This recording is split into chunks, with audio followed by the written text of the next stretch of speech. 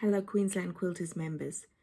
Our SOTA 2023 is going to be a themed exhibition with some size guidelines, and I wanted to do this video to help you understand the theme and the sizes and give you an idea on how to do some planning for that theme, because I know that some of you don't enjoy working to a theme, but it is a really good challenge.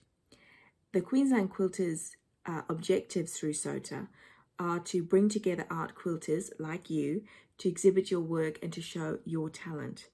And the objective also is to give due recognition to the art quilt as an art form. So our goal is to get the work into a gallery, but just have a go. Even if you've never tried it before, have a go. You can get feedback and input as you construct your work, and you never know, it might be hanging in the gallery. So let's have a look now at a mind map. I'm going to do a mind map to show you how you might think about your Flora topic. I'm not going to do a mind map of Flora because I want you to come up with your own ideas, but I'm going to do one on fauna just as an example of that process, how to think widely about the topic to find something that you would really love to make. So let's have a look at our theme here. Flora. Flora is Latin meaning flower. The word originates from the year 1500, referring to the Roman goddess of flowers. In Middle Ages, its meaning included to blossom, flourish. Today, the word refers to the plant life of a region. Artists, that's you, are invited to explore the word flora and what it means to you.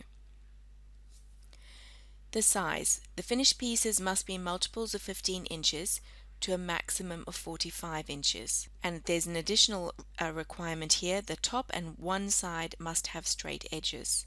So what that means is that you can do a 15-inch square, a 30-inch square, or a 45-inch square. Or you could do a rectangle that would be 15 by 30, 15 by 45, 30 by 15, 30 by 45, and also 45 by 15 or 45 by 30. The top and one side have to be straight edges. So that means that you could have a frilly shaped edge on the other two sides. Now let's have a look at a mind map of fauna. Remember, our theme is flora. I'm going to do the mind map on fauna. So fauna is the animals of a particular region. That's what that means. So quite simply, we could do a straightforward portrait of our pet or some other animal that we like. And we could do a wild one, a domestic one. We could do a dinosaur, an extinct one. And we could be creative and imagine what the fauna on Mars would look like. Or another planet. Be creative can be imaginary, an imaginary type of animal from some other world. We can also think about, if we think about fauna as an animal, we can think about the body of an animal. So the body has skin coverings. So leopard print, all of those sorts of things. Scales. We can have paw prints. We can have eyes. You could do a study of an eye of an animal.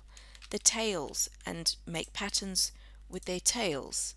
Think about their body. Their body is made up of cells. So you could do a whole study on the cells, blood cells of an animal, for example. We could also think about the habitat.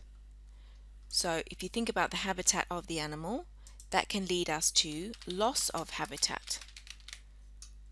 We can delve into the whole topic of climate change and how that is affecting their habitat. We can think about fire and flood and how that impacts on the habitat of the fauna. We can also think about fauna in terms of relationships. We can think of animals and their relationship to the Earth, to the planet. We can think about animals and their relationship to each other. We can also think about animals' relationship to people.